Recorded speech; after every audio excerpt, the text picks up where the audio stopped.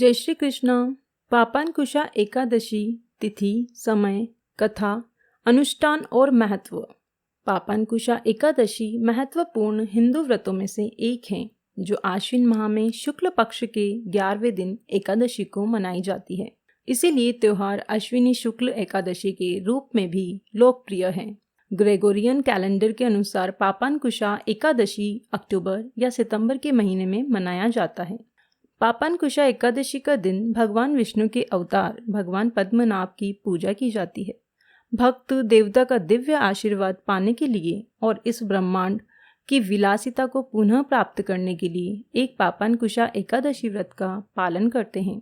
यह सबसे महत्वपूर्ण एकादशियों में से एक मानी जाती है क्योंकि इस व्रत का पालन करने वाले भक्तों को सांसारिक इच्छाओं, धन और अच्छे स्वास्थ्य का आशीर्वाद मिलता है। हिंदू मान्यताओं के अनुसार यह माना जाता है कि जब तक वे पापांकुशा एकादशी व्रत का पालन नहीं करते तब तक व्यक्तियों को सभी पिछले पापों और गलत कार्यों से छुटकारा नहीं मिलता। यह भी माना जाता है कि इस व्रत के गुण और लाभ कई अश्वमेध यज्ञों और सूर्य यज्ञों को करने से प्राप्त लाभों के बराबर है। पापांकुशा एकादशी तिथि एवं समय। पापांकुशा एकादशी व्रत। श्रद्धालु इस विशेष दिन पर मौन व्रत या कठोर पापांकुशा व्रत का पालन करते हैं। प्रेक्षकों को सुबह जल्दी उठने और नहाने के बाद साफ पोशाक पहनने की आवश्यकता होती है। पापांकुशा एकादशी व्रत की सभी रस्में दशमी 10वें दिन की पूर्व संध्या पर शुरू होती है।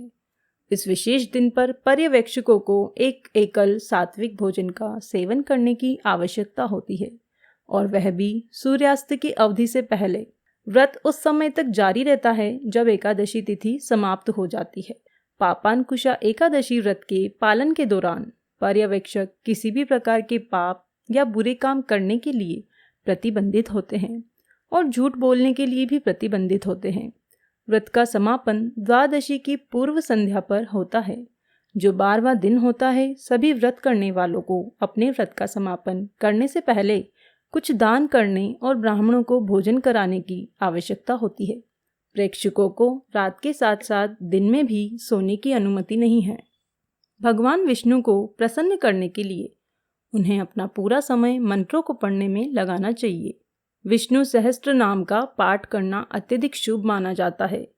इस विशेष दिन पर भक्त बड़े उत्साह और अपार भक्ति के साथ भगवान विष्णु की पूजा करते हैं। एक बार सभी अनुष्ठान समाप्त हो जाने के बाद भक्त आरती करते हैं। पापांकुशा की पूर्व संध्या पर दान करना अति फलदायक माना जाता है। पर्यवेक्षक को ब्राह्मणों को भोजन, कपड़े और पैसे दान करने चाहिए।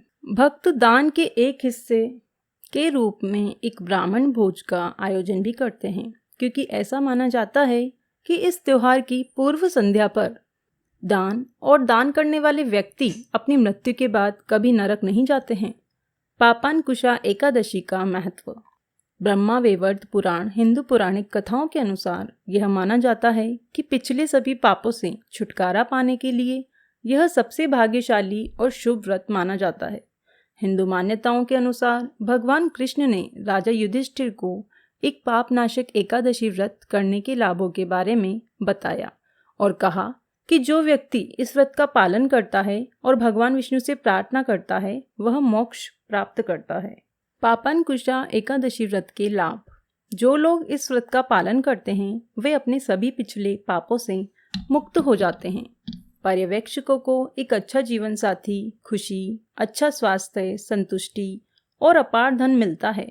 इस व्रत का पालन करने के प्रमुख लाभ मोक्ष और भगवान विष्णु का दिव्य आशीर्वाद प्राप्त करना है। दोस्तों, अगर आपको मेरा चैनल, मेरे वीडियोस पसंद आते हैं तो प्लीज़ मेरे चैनल को सब्सक्राइब करें और लाइक, कमेंट एंड शेयर कीजिए। धन्यवाद।